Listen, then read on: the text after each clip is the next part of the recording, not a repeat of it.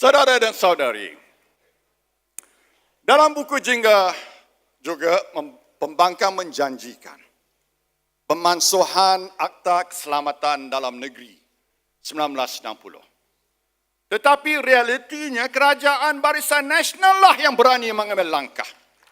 Tidak setakat memansuhkan ASA, tetapi juga Akta Kediaman Terhad, Akta Buang Negeri, membatalkan 3 pengisytiharan darurat serta membiarkan ordinan-ordinan yang digubal lupus.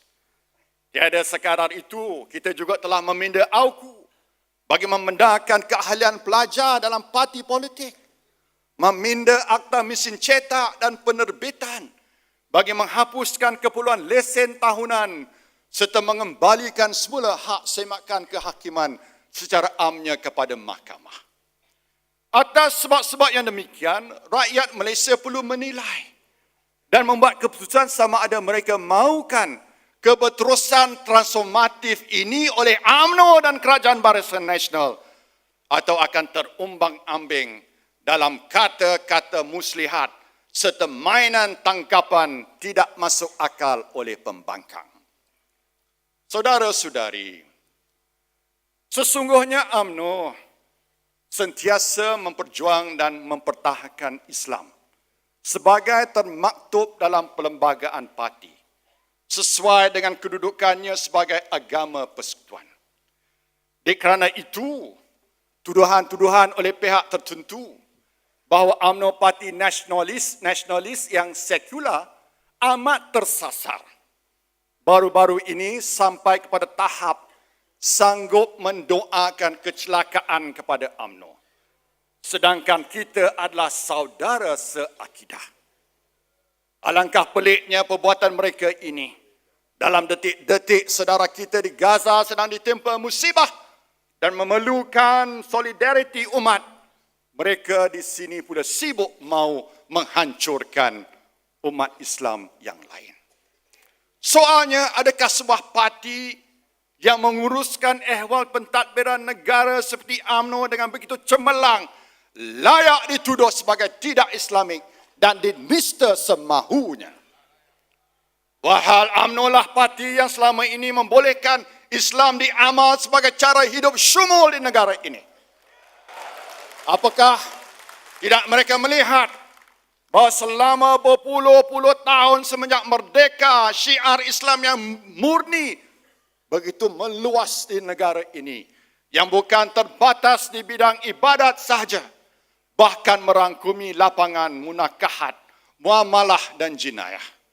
Saudara dan saudari, pada kedudukan ini, kita sebenarnya telah membuat sekian banyak dalam memastikan keberlangsungan Islam. Malaysia misalnya, ialah antara negara Islam yang memiliki agensi khusus bagi pelaksanaan ibadat haji secara komprehensif. Penubuhan lembaga urusan tabung haji telah membolehkan umat Islam yang dahulunya terpaksa menggadai harta benda, kini boleh bukan saja menabung tetapi juga dapat mengerjakan rukun Islam kelima itu dengan keadaan sistematik lagi selesa. Begitulah dalam bidang muamalah, Malaysia ialah satu-satunya negara Islam yang menawarkan khidmat perbankan dan kewangan Islam secara komprehensif dan meluas. Dari sistem pajak gadai hinggalah pengeluaran sukuk, dan kita adalah penerbit sukuk yang terbesar di dunia. Dewasa ini, kita berasa bangga dan gembira kerana sebuah forum global telah mengiktiraf kejayaan Malaysia sebagai pusat kewangan Islam terulung dunia.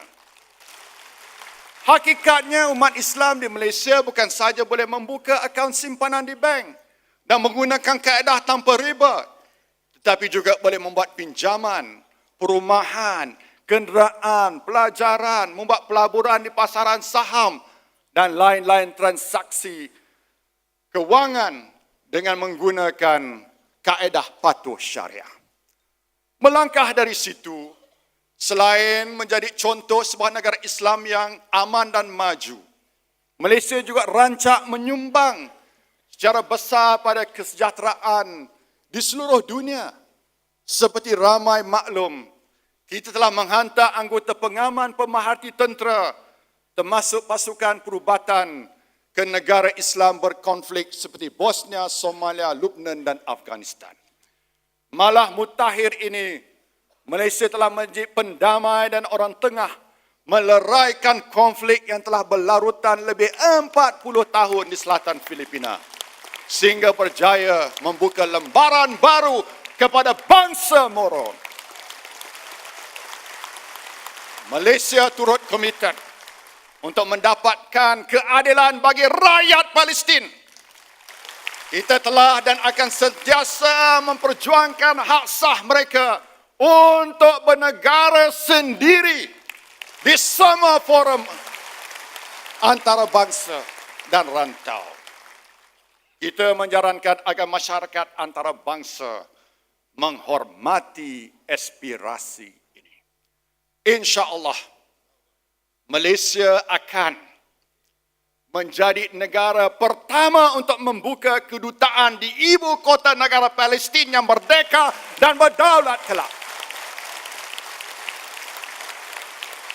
Malaysia juga prihatin terhadap nasib yang menimpa rakyat ataupun masyarakat Rohingya di Myanmar. Kita menyeru agar keganasan yang dilakukan terhadap mereka ini dihentikan serta-merta dan penyelesaian yang adil akan dibuat.